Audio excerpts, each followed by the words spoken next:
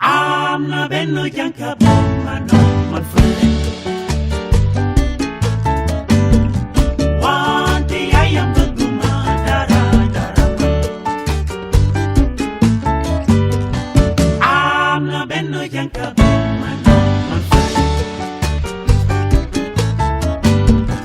Wanti bayam beguma dara dara. L'idée c'était de faire un livre un petit peu sur l'imaginaire du wax, qui est en fait un tissu très particulier puisqu'il a été conçu par des dessinateurs européens pour le marché africain.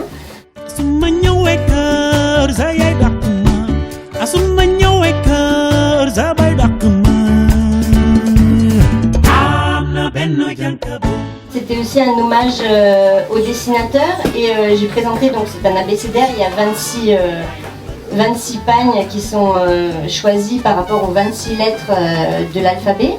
Et l'idée c'était de présenter quelques pagnes classiques aussi. Et puis comme on est dans un abécédaire, on met des mots sur les objets et on touche un petit peu à la polysémie et à l'ambiguïté aussi et au langage du pagne.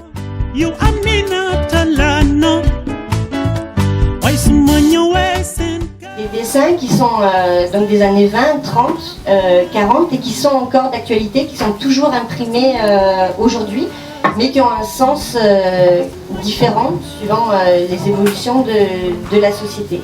Donc c'était un petit peu revisiter ce patrimoine, j'ai envie de dire, des dessins que l'on appelle les classiques. Et ce motif de l'alphabet est très puissant parce qu'il correspond, je vous disais 1920, donc pleine période coloniale. Donc il a été fait dans l'accompagnement de cette mission civilisatrice et de l'apport de la scolarisation en français et en anglais des populations d'Afrique.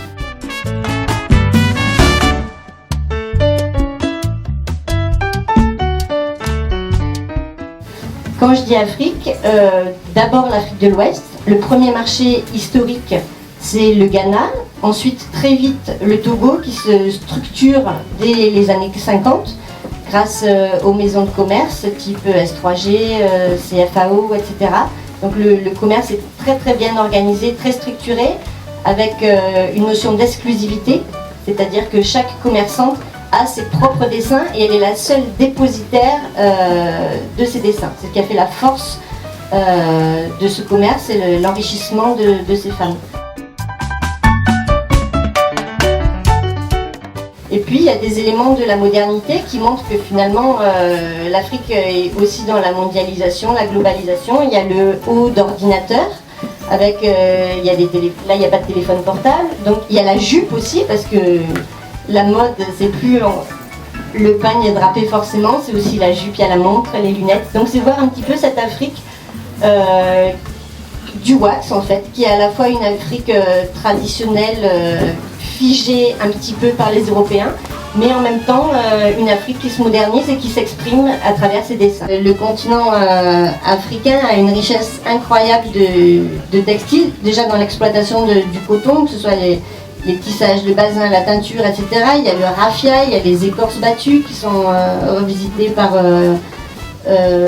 François Mizaoui par exemple en Côte d'Ivoire. Il y a un potentiel vraiment inépuisable, j'ai envie de dire.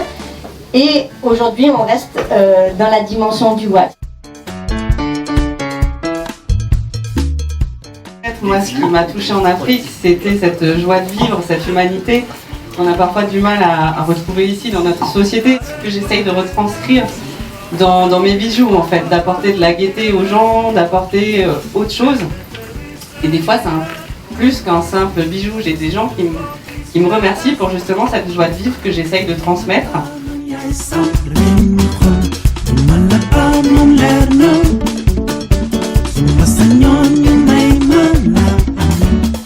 J'ai à la fois des choses qui peuvent venir d'Inde, des verres de Murano, du Swarovski, je recycle des jeans. En fait, le but, c'est, comme je disais tout à l'heure, c'est vraiment de le détourner de ces codes traditionnels.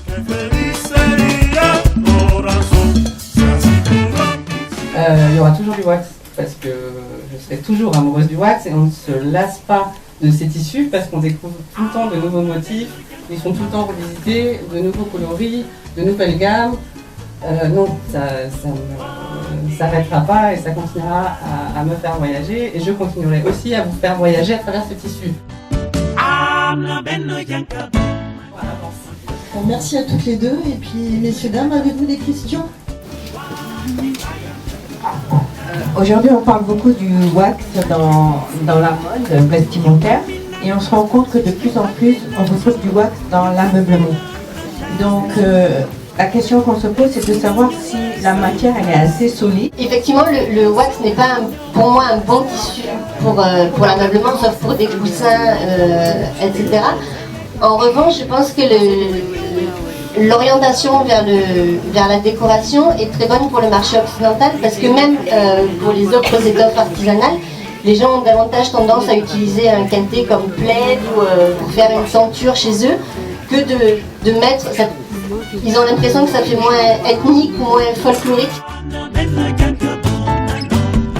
trouvais que le métro était gris, bleu marine, noir, et tout d'un coup il y avait une femme africaine dans son pagne, avec des couleurs, une féminité assumée, sans vulgarité, quelque chose de réjouissant. Je me suis dit, ce tissu est merveilleux, j'ai envie d'en faire quelque chose. Et je me suis mis à peindre sur ce tissu, je le découpais en morceaux, je le mettais sur un mur et je me suis intégrée dans ce tissu. Voilà.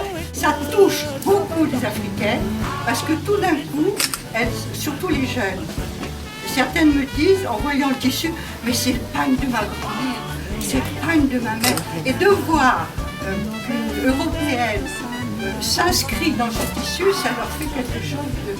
C'est deux cultures, c'est une intégration. Je vois que c'est porteur aussi d'histoire pour les jeunes générations. Parce que beaucoup de jeunes africaines, et même d'africaines, ignorent totalement l'origine du wax.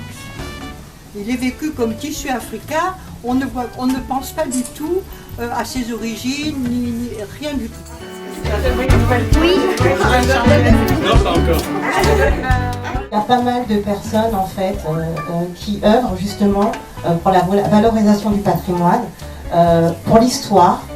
Donc ce sont des petites associations, nous-mêmes nous en avons une, qui s'appelle Partage, enfin l'association La Mosaïque, et c'est à travers la page Partage. Et donc on organise des ateliers d'attaché du foulard, on utilise le pagne, on utilise divers tissus. C'est gratuit, c'est vraiment de la transmission et c'est vraiment du partage, voilà. Je fais les bijoux extraordinaires avec, je ne sais pas comment dire en français, avec les clips. Toute la soirée, j'ai en train de clipper et mettre autour du cou des femmes. Et finalement, j'ai fini par vendre tous mes bijoux comme ça. So, je suis restée beaucoup mode et je suis vraiment ravie.